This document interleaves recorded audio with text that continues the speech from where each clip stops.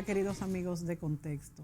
Amigos, hoy continuaremos conversando sobre la parte económica, o sea, sobre el anteproyecto de ley de presupuesto y sobre la posible reforma fiscal que parece que ya se está elaborando.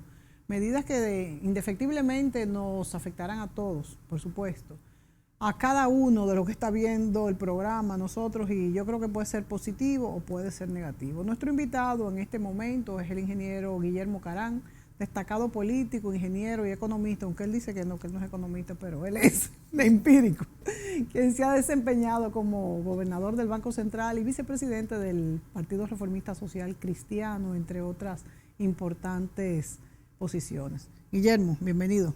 Gracias por la invitación. Guillermo, tú siempre activo en todos estos temas, siempre uno recibe, pues tienes tu blog y todo.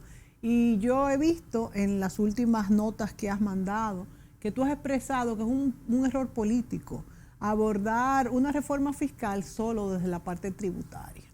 Entonces yo quisiera que tú nos dijeras qué tú crees que el gobierno debe hacer, porque el gobierno ha tratado de hacer recortes de gastos, incluso en los ministerios hay nuevas órdenes y todo, pero parece que no es suficiente. De hecho, hay muchos puntos que se tocan. También se ha dicho que hay una serie de ítems que se deben de hacer primero que la reforma y que estos todavía no se han hecho. ¿Cuál es tu posición?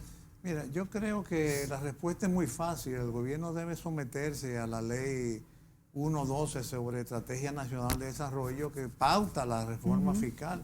Esa es una ley orgánica. La ley orgánica es como el intermedio entre la Constitución y una ley adjetiva ordinaria. Y creo que ahí en el artículo 36, en el párrafo, hay un poco una secuencia que se debe seguir en materia de reforma fiscal, siguiendo incluso la lógica del gobierno, porque el gobierno ha interpretado que la secuencia como está escrita en la ley es la secuencia cronológica que se debe seguir. Yo no lo veo así, pero respetando esa lógica gubernamental. Y ahí se habla de una reforma fiscal que tiene aproximadamente 8 puntos. ¿Cuál es el primero? Evasión fiscal. Disminuir la evasión fiscal. ¿Cuál es el segundo? Mejorar la calidad del gasto. ¿Cuál es el tercero? Definir un poco mejor y hacer más eficiente la administración y la estructura tributaria. ¿Cuál es el cuarto? Tratar de que los servicios públicos tengan un sistema tarifario adecuado.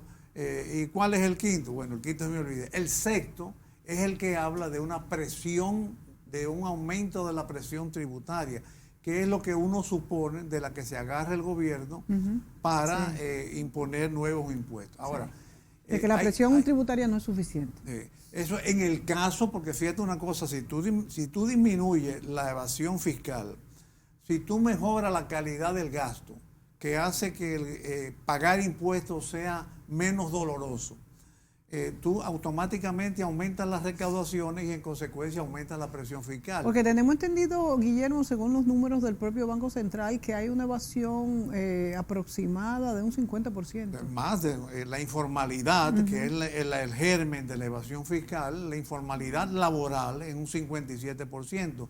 Tú tienes que suponer, si los empleados son 57% informal, tú tienes que suponer que los empleadores tienen un porcentaje similar. Pero no te vayas tan lejos con el 57, quédate el 50. E incluso acepta que la mitad del 50 nunca va a poder ser formalizada, porque tú no vas a poder formalizar, al por platanero, ejemplo, un chiripero, un vendedor ambulante, el frutero, en fin. Pero si tú logras formalizar la mitad de los informales, tú en esa misma proporción tú puedes aumentar un 25% las recaudaciones y en consecuencia aumenta la presión tributaria. Entonces yo entiendo que desde el punto de vista legal eso es lo que más le conviene al gobierno ahora, políticamente y económicamente. Abordar una reforma tributaria sin estar acompañado de una reforma, de una revisión del gasto, sobre todo con las quejas que hay en materia del gasto público, incluso independiente de las microquejas que se les asignaron tanto en publicidad a fulanito, que a los artistas se le dieron tanto, que los viáticos, que la tarima costó tanto, en fin, independiente de esas eso, cositas que van sumando sí, mucho. aquí hay una macroestructura del gasto que no puede seguir. ¿A qué te refieres específicamente? Macroestructura es que Sí, todo lo que tú recaudas, mira, al mes de octubre de este año, al 1 de octubre de este año, prácticamente todo lo recaudado se fue en burocracia, en subsidios y en intereses de la deuda. Incluso si tú quieres agregarle la amortización, que esas tres grandes partidas de gastos corrientes, sumadas la amortización de la deuda, es lo que se llama cargas fijas. Para pagar la deuda vieja, tú te tienes que haber endeudado con la deuda vieja, con deuda nueva. Entonces, eso no puede continuar así, porque una nación se desarrolla incrementando el acervo productivo, el acervo de capital, la infraestructura de capital. Entonces, otra característica que se presenta, que yo diría que es como una modalidad del presente gobierno, a pesar de del tanto esfuerzo, del esfuerzo tan grande del presidente Abinader, que toda la semana viaja a un sitio y anuncia una obra, sin embargo el gasto de capital ha bajado. Ni siquiera se va a lograr la mitad. Pero es producto de la pandemia también, Guillermo. No, porque acuérdate que la pandemia no deja de tener su componente de capital. Además, sería aplicable a la pandemia si las recaudaciones hubieran bajado. Pero las recaudaciones no han bajado. Las recaudaciones han aumentado significativamente. Yo creo que ese es el mejor logro del presente gobierno, que ha tenido unas recaudaciones excelentes. Al gobierno le está sobrando dinero.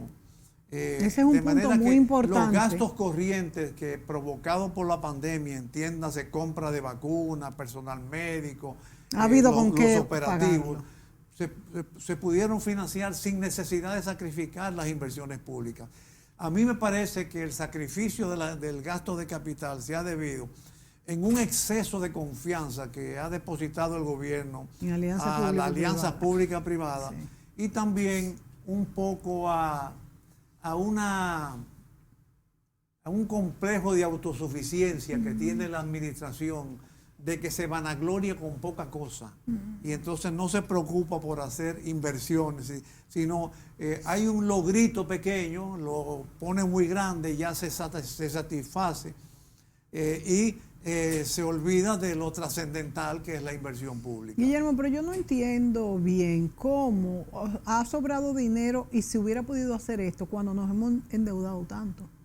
Bueno, ten en cuenta que el endeudamiento del gobierno fue un endeudamiento temeroso, precavido, precautorio, porque cuando se colocaron los bonos soberanos, que fueron los que incrementaron notoriamente la deuda pública externa, porque después lo que han venido han sido préstamos pequeños, 50 y 100 millones, con organismos internacionales y con gobiernos amigos, que yo no me opongo a eso, yo me opongo a los bonos soberanos, pero el gobierno quizás por el efecto de la pandemia temió de que en algún momento dado no se produjera, no hubieran los fondos en un ambiente económico internacional tan incierto, porque oye, cada día hay una variable nueva. Mira, por ejemplo, ahora el problema son los furgones, que los furgones no se están moviendo, que no están transportando.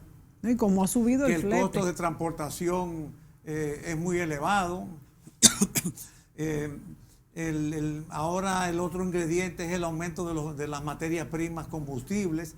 En fin, hay un ambiente internacional incierto, preñado de incertidumbre y quizás el funcionariado gubernamental, al entrar al gobierno, pensé que se tenía que tener estos recursos que frescos. más vale pájaro en mano, un pájaro en mano que 100 volando, algo así que digo. Entonces, pienso que eso es lo que explicaría el excesivo endeudamiento inicial. Pero entonces, ¿en qué se utilizaron estos recursos? Este endeudamiento de los bonos. Mira, pasaron a ser reservas internacionales, básicamente. Sí, y además, cuando el gobierno, cuando se compran bonos y títulos, cuando el dinero entra en las arcas gubernamentales, sale, sea para un concepto o para otro, al fin y al cabo tiene esa utilidad. Sí, sí. Y mantiene, tal vez eso es lo que ha mantenido la prima del dólar estable y anclada, inclusive bajando. Bueno, gracias a eso. Gracias a eso. Otra cosa, gracias a que se tienen unas reservas en dólares fuertes, el dólar se ha mantenido. Me parece que es un logro importante este gobierno que ha contribuido a la estabilidad. Y la estabilidad es un factor que genera confianza. Que por cierto, entiendo que el gobierno debe resolver lo más pronto posible esta incertidumbre que hay con la reforma fiscal y el presupuesto, porque no deja de ser un ingrediente que aumenta la desconfianza en los emprendedores. Sí, claro. O sea, mucha gente comienza a pensar, bueno, déjame ver qué pasa con la reforma fiscal, qué me van a grabar. No, definitivamente. Yo no voy a invertir por ahora. Entonces, todo eso es dejar de invertir ahora, es dejar de producir mañana, dejar de generar empleos, y todo eso realmente perjudica el crecimiento económico dominicano. Nos vamos a ir a la pausa, Guillermo, pero tú tocaste un punto y es que relacionaste lo que es la reforma fiscal con la aprobación del presupuesto. Tengo entendido, por un lado, que se dijo que iba a ser independiente, que se iba a aprobar el presupuesto, y otras personas han dicho que no, que iban a esperar a ver qué iba a pasar con la reforma fiscal. Si se ponen a esperar lo que va a pasar con la reforma fiscal, va a pasar lo que ha pasado en algunos años anteriores, que tenemos que iniciar el año que viene con el presupuesto viejo, porque yo no creo que eso se defina totalmente antes en diciembre, como eso tiene que estar aprobado. Nos vamos a ir a la pausa y cuando volvamos tú nos explicas tus pareceres al respecto. Volvemos.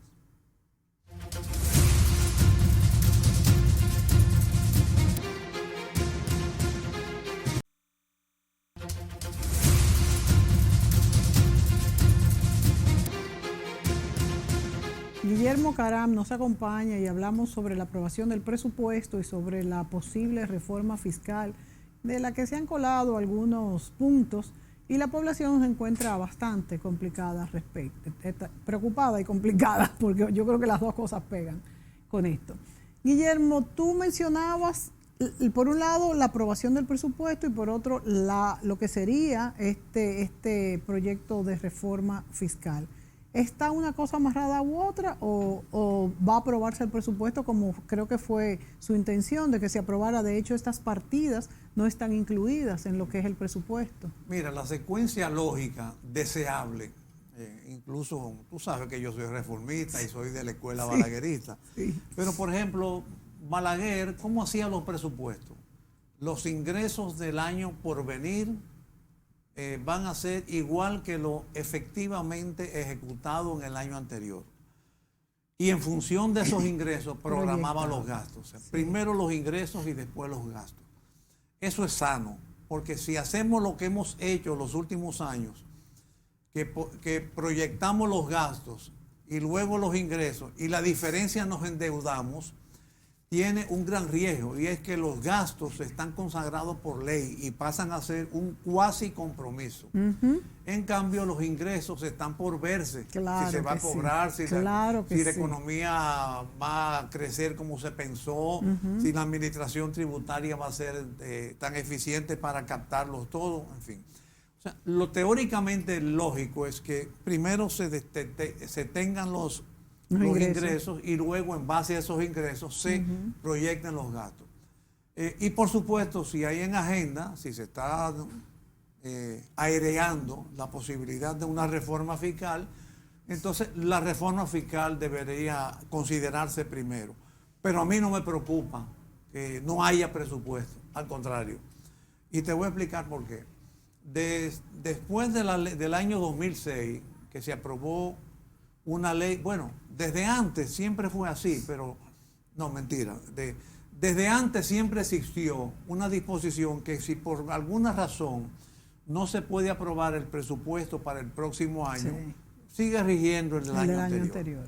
¿Qué pasa? La modalidad del 2006 fue que en la ley orgánica del presupuesto, a mitad de año, se presentaba un presupuesto modificado, un presupuesto complementario, una reformulación presupuestaria en función del comportamiento efectivo de los ingresos.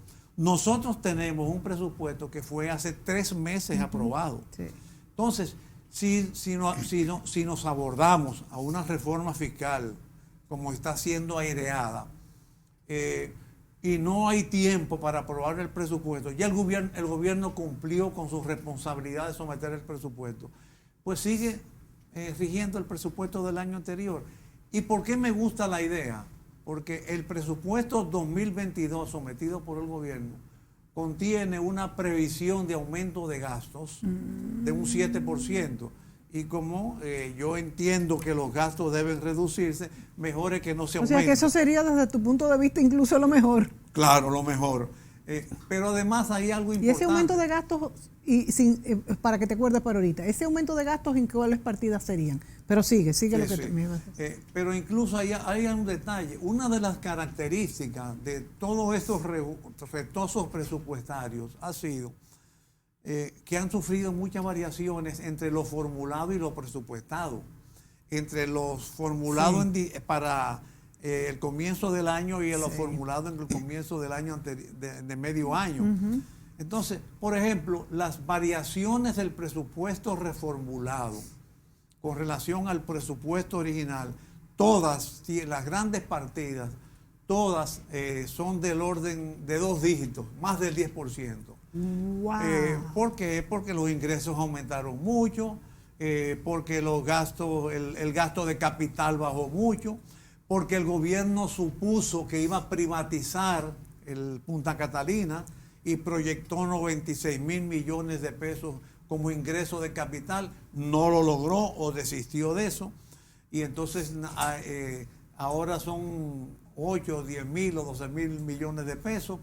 En fin, entonces, cambiando tanto el presupuesto, no importa que nos tomemos un poquito más de tiempo con tal de hacer una reforma fiscal que se enmarque en la estrategia de desarrollo y además propicie la producción y el empleo y no sea un parche fiscal como siempre se ha hecho antes, que es lo que se hace cuando se proyectan los gastos primero antes de los ingresos. De saber cuántos vamos a tener disponibles. Me parece que eso no se va a caer el mundo, no es una guerra mundial.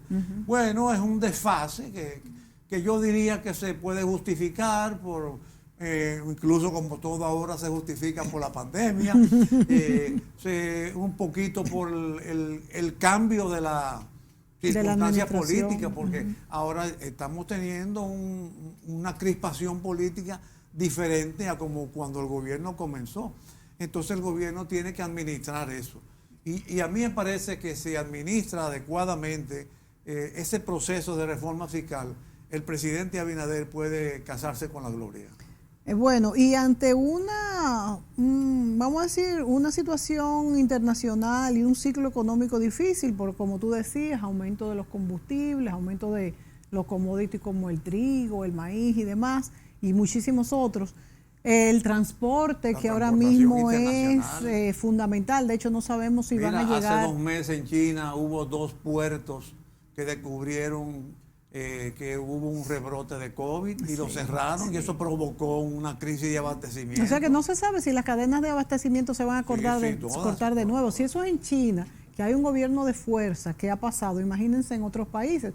Entonces mi pregunta es, ¿tú crees también que ese presupuesto podrá mantenerse con una inflación que parece que viene más de la que está, que la inflación proyectada se mantendrá, que el precio de paridad de dólar y peso? ¿Cuál es el escenario que tú ves? Mira, honestamente, salvo una excesiva demanda provocada, un aumento de precios excesivos provocado por aumento de precio del petróleo, yo creo que aquí la inflación se mantendrá controlable. En eso confío plenamente en las autoridades del Banco Central. Sí. Además tienen reservas suficientes. La capacidad productiva nacional ha respondido. Mira, creo que hubo el pasado martes, hubo una proyección de un organismo internacional que situaba el crecimiento económico en el orden de un 9%. Casi es un crecimiento de 2 dígitos. Es un 9, no lo vi. Yo vi el de 5.6. Crecimiento de 2 dígitos. Eso es importante. Y es que yo siempre he confiado en la capacidad de emprendimiento, en la respuesta de los agentes económicos dominicanos. Incluso a veces he llegado a decir que la economía dominicana crece, no porque los gobiernos puedan asumir el mérito, sino a pesar de los gobiernos, a pesar de los gobiernos que viven manteniendo un poco la zozobra, porque esta zozobra, por ejemplo, estas filtraciones con estas reformas fiscales tan absurdas como incrementar un 10% el impuesto sobre la renta para los que ganan más de 72,000 pesos mensuales. Los muchachos estaban diciendo aquí que los que tienen 2 trabajos se van a quedar con uno para así no pagar, y entonces que iban a ganar casi igual. O caerán en la informalidad. Por lo menos eso es uno de los pronósticos. Pero además, él me está diciendo que me faltan 4 minutos o que está bien lo que dije. Que está bien lo que dije. Miren, me hizo así. Entonces, ¿qué significa? ¿Que me faltaban 3 o que estaba...? Ya saben, vayan cogiendo lo que ahí. Dijiste de los muchachos. Exacto. No lo que yo dije. No, que ya que van a quedarse con un solo trabajo mejor. Por lo que tú dices, que está bien también. Claro. Para que vayan tomando apuntes ahí, ¿verdad? Sí. Entonces hay demasiado situación. Ese impuesto, esa propuesta de incrementar el impuesto a los cheques, que es bastante el que está. Casi 5 veces lo que es hoy. Eso va a informalizar totalmente, más totalmente. Págame en efectivo. Y eso tiene su riesgo. Porque lo que queremos es formalización. Claro, pero también, por un lado estamos teniendo, y otro de los logros importantes del gobierno es su campaña contra la corrupción, con su campaña frente al financiamiento ilícito de los partidos, contra la impunidad.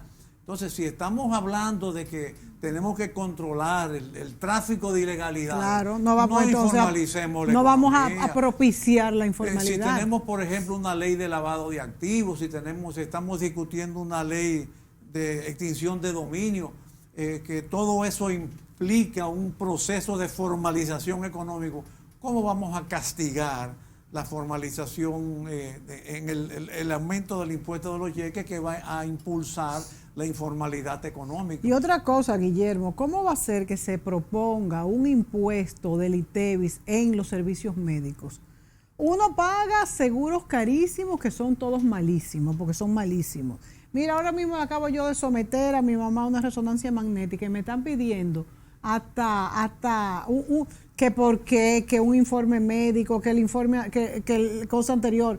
Yo no tengo el cosa anterior, por eso se lo estoy haciendo. Entonces, además va a haber que pagar el 18, 16, lo que sea, por ciento más del gasto de bolsillo, que es enorme, más lo que no cogen seguro, más la medicina que no la paga el seguro, y a todo eso te le van a poner el 15, 16, lo que sea por ciento. Pues será que la gente se muera.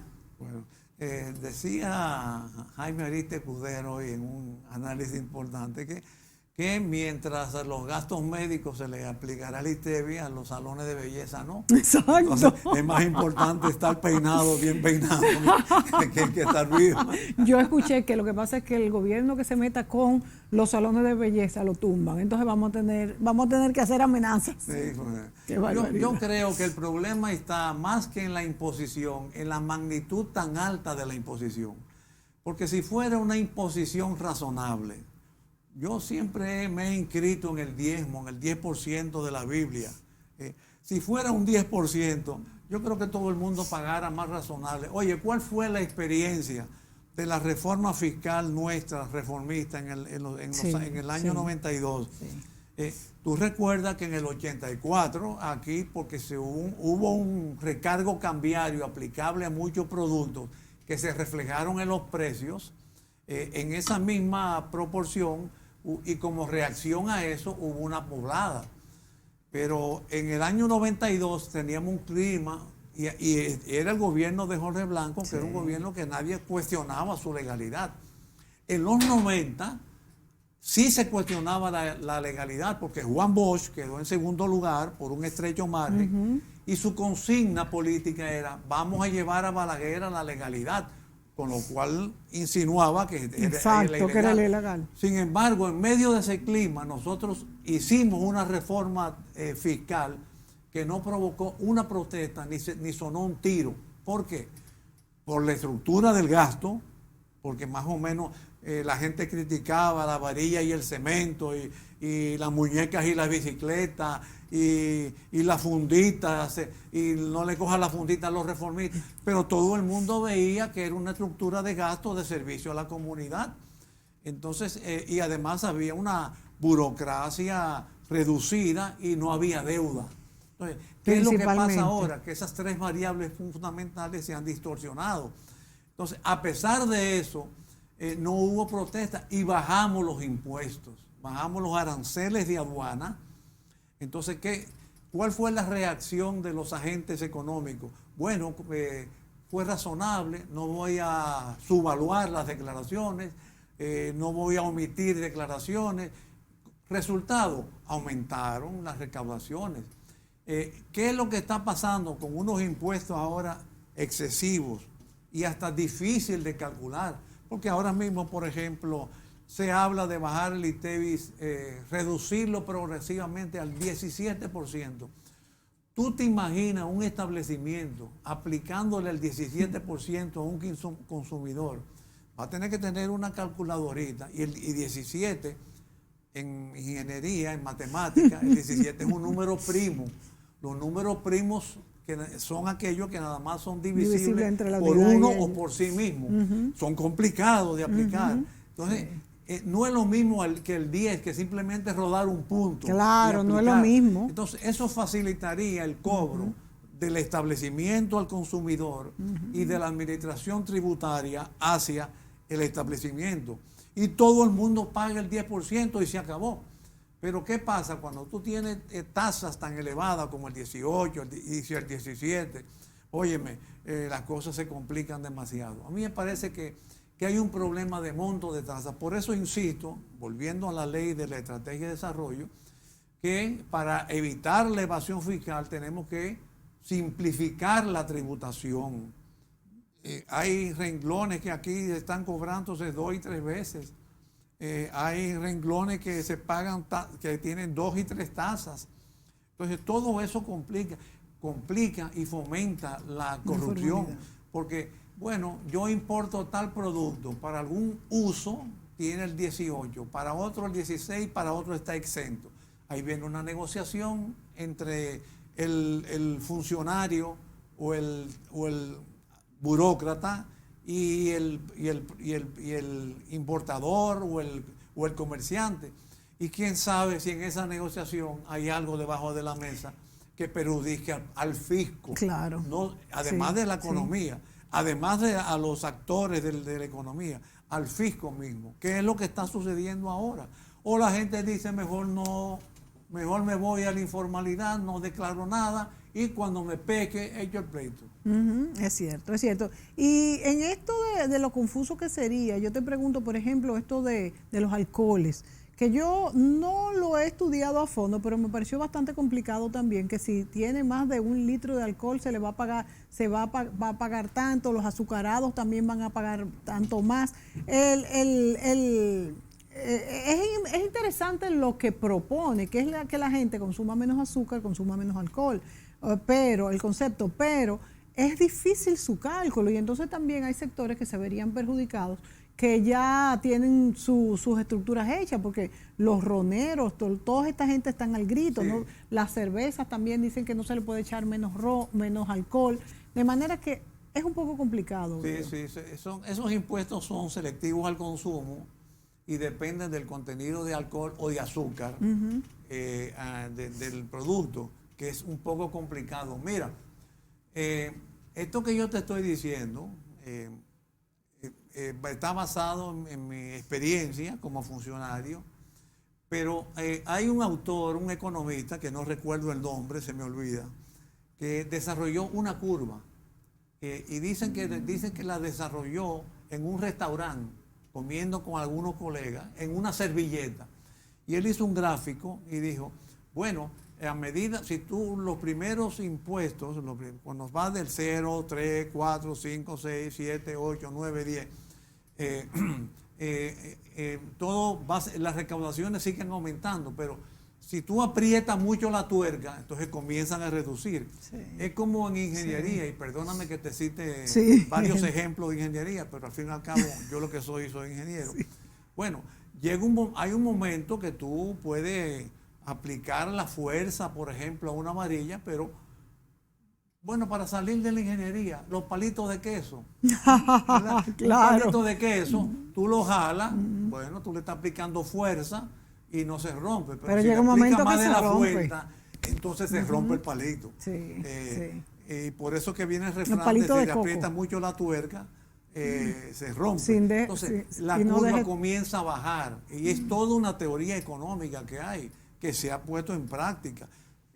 Otro elemento que se pierde de vista es que si la tributación es razonable, además de infundir fluidez a los agentes económicos, también promueve el crecimiento. Por ejemplo, yo recuerdo que yo era un niño cuando comencé a trabajar en la administración pública, para no decirte mi edad, pero había en los 12 años del presidente Balaguer, yo era subdirector de la Oficina Nacional de Planificación, y el presidente Balaguer creó un grupo de reforma tributaria, se llamaba así mismo, de reforma tributaria, expresamente reforma tributaria, no reforma fiscal, porque el gasto lo manejaba él. Sí. Entonces, y vinieron aquellas leyes de incentivos, todo se incentivó. Sí. Yo, que no tenía la experiencia, yo recuerdo en una reunión,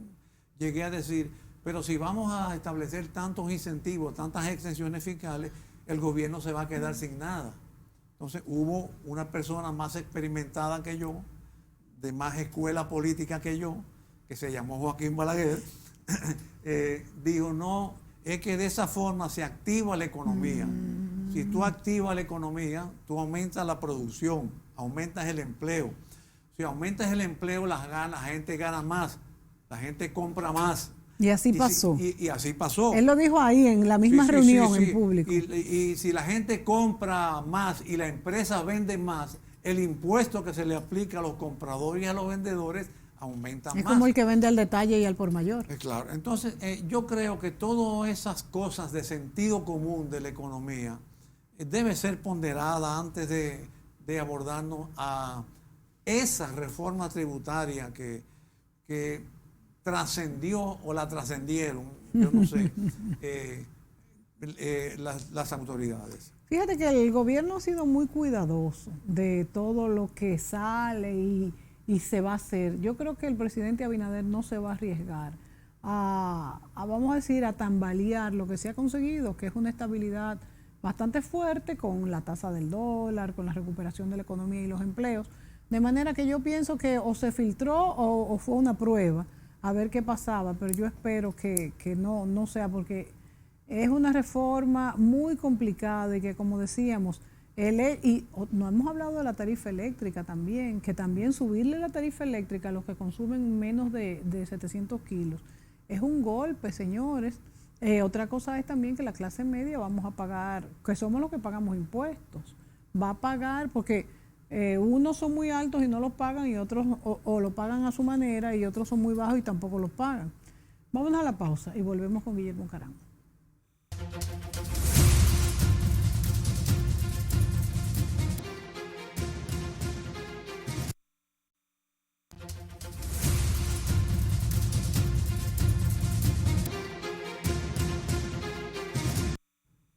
Guillermo, ¿cómo explicas tú esta disminución en el gasto de capital? Bueno, ya hablamos de que los bonos fueron reservas internacionales, que esto ha trabajado en pro de la estabilidad del peso, pero ¿cómo explicas tú la reactivación económica bastante alta?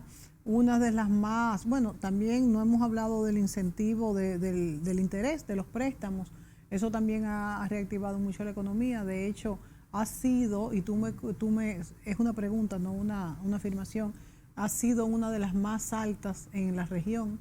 ¿Qué pasaría entonces si realmente tú crees que el gasto de capital se va a reactivar o vamos a lograr estas alianzas público-privadas, que yo estoy muy a favor de ellas, pero con cuidado, porque hay que tener ese ojo de que sea ganar, ganar, que ninguno de los dos pierda. Lento.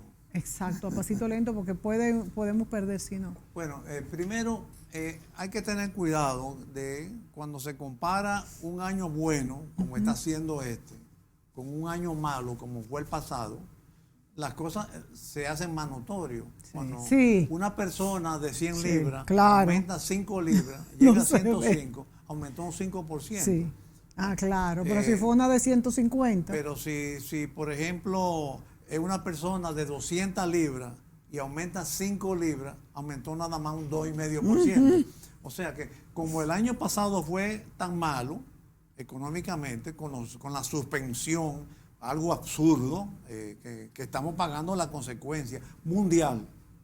Sí, fuimos nosotros en parte por la torpeza, por la pandemia. Por el desconocimiento. Bueno, pero por eso el crecimiento es una razón por la cual el crecimiento es tan alto.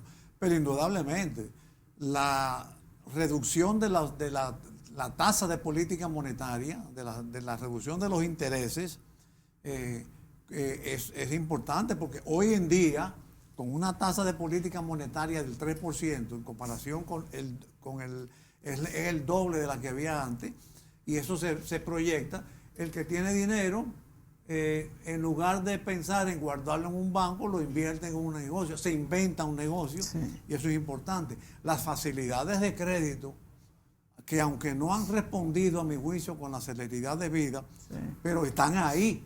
O sea, la gente puede estar pensando, bueno, yo me voy a meter en un negocio porque los intereses, hay disponibilidad de crédito en el Banco Central, que las viviendas, que comprar una finca y comprar vacas y cosas de ese tipo. Entonces, eso es importante.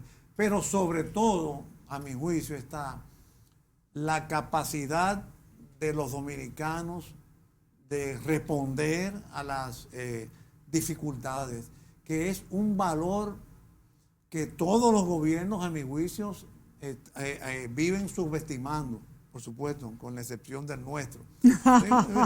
Digo, del de Balaguer. Sí, claro. Porque, por ejemplo, no, te lo digo con excepción, porque cuando Balaguer ganó en el 66, yo recuerdo que el 26 de enero del 67 convocó lo que él llamó un encuentro nacional de desarrollo.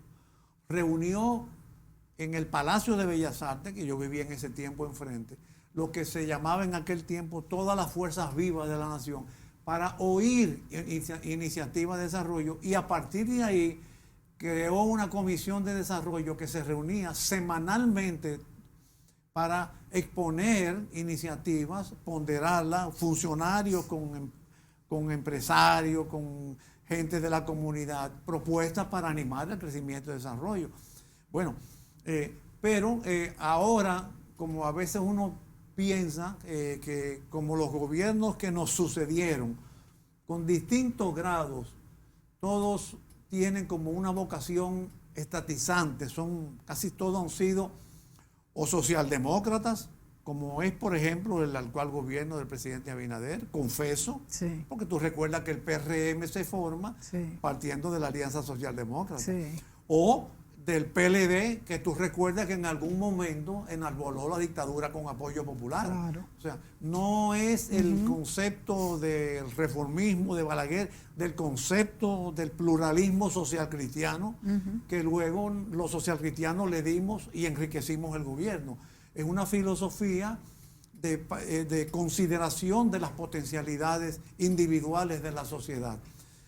Y pienso que ojalá y el presidente Abinader, en este difícil momento que tiene, porque está pasando por el momento más difícil de su año de gobierno, con muchos factores, se haga un poco social cristiano o reformista, como él quiera, y cuente más con la potencialidad.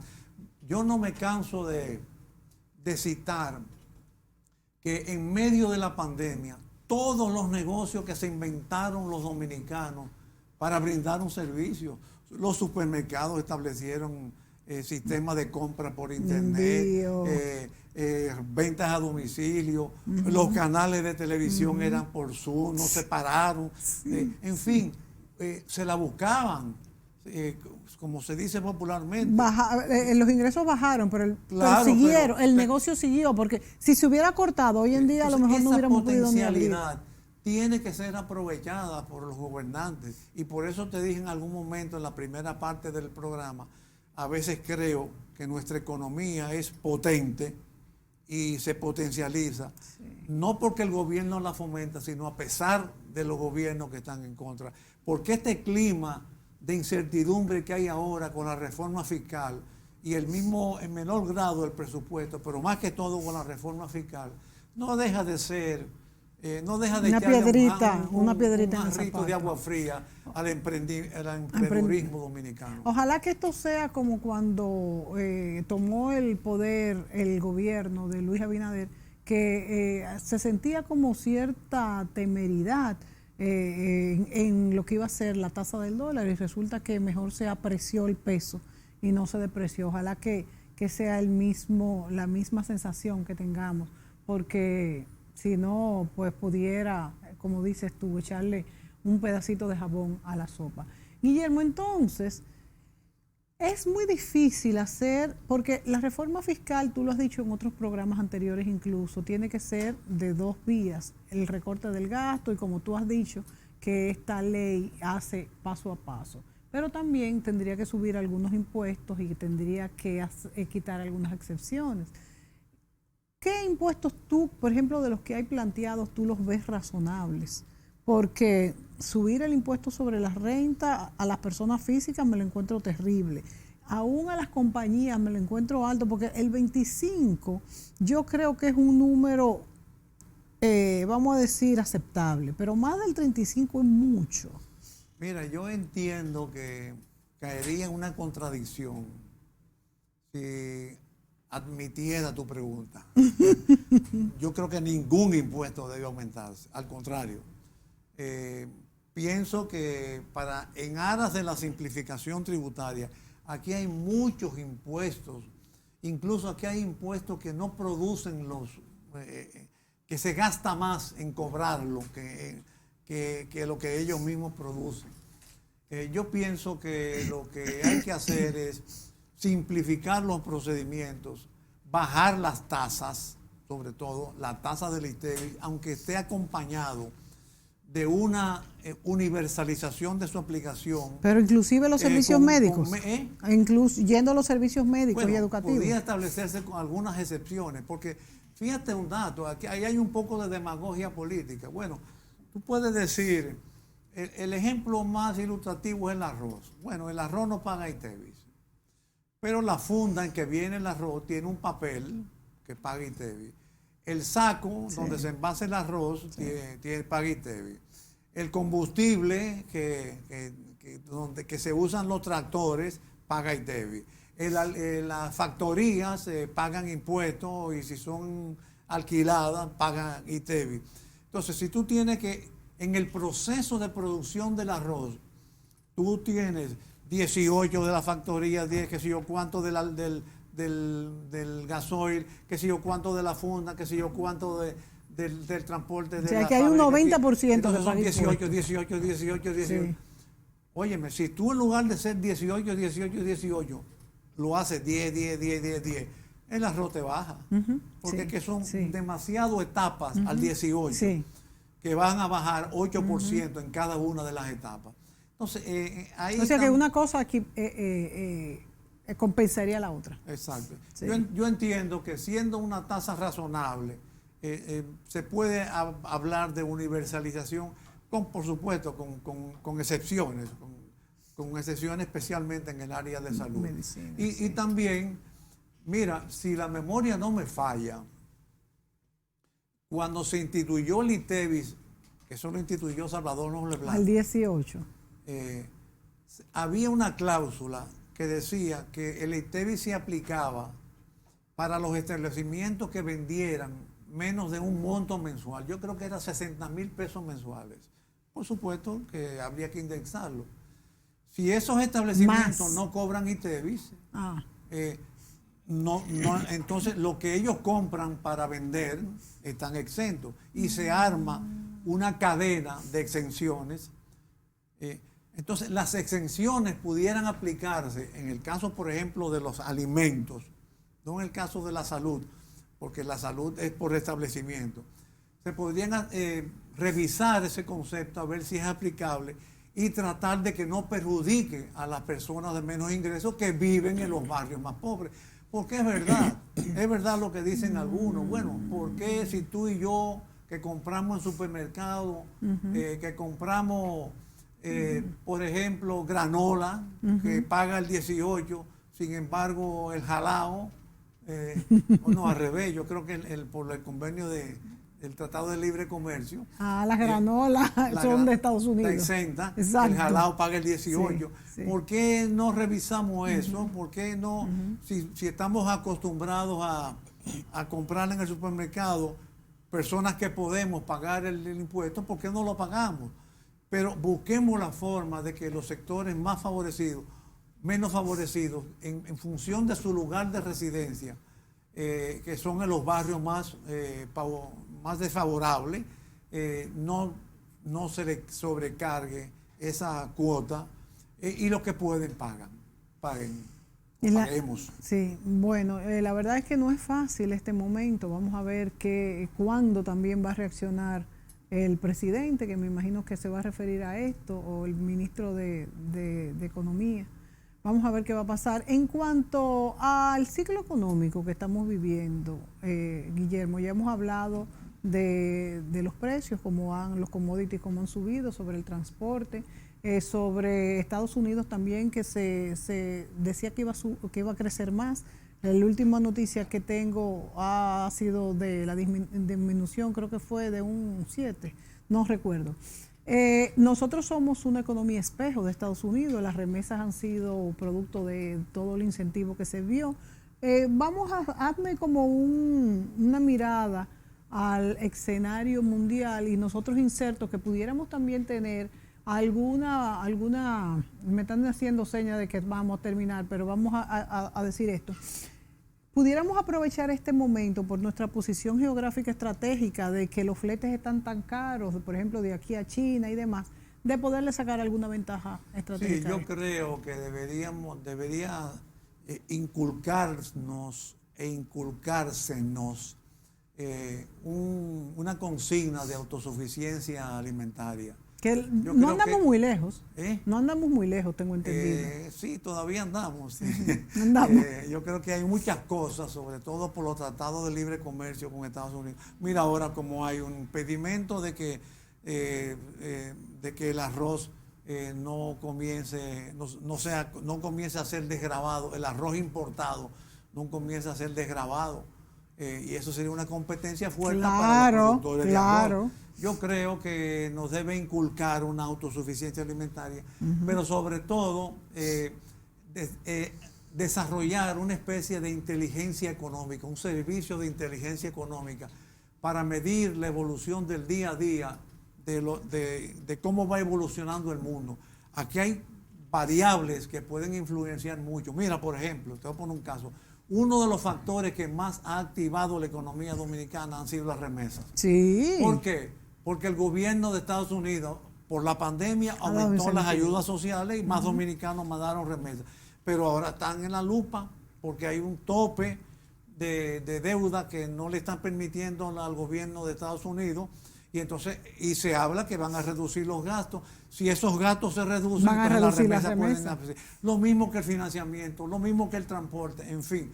Yo creo que debemos buscar un poco una autosuficiencia económica. Claro. No, las remesas nos salvaron, pero es que no podemos contar con las remesas. Eso es algo que no es producido pero allá, no aquí. Y además es fuerte también que los dominicanos se tengan que sacrificar tanto por su gente de aquí. Qué bueno que lo hagan, pero no podemos contar con eso como fijo.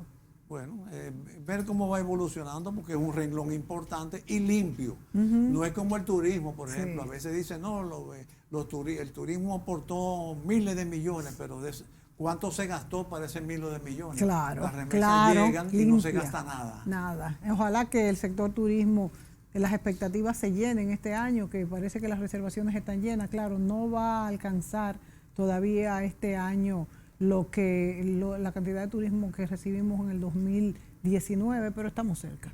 Y Guillermo, gracias. Se nos acabó el tiempo. Yo creo que te vamos a invitar para un próximo programa donde analicemos momentos estelares económicos de la República Dominicana. ¿Qué te parece? Está bueno.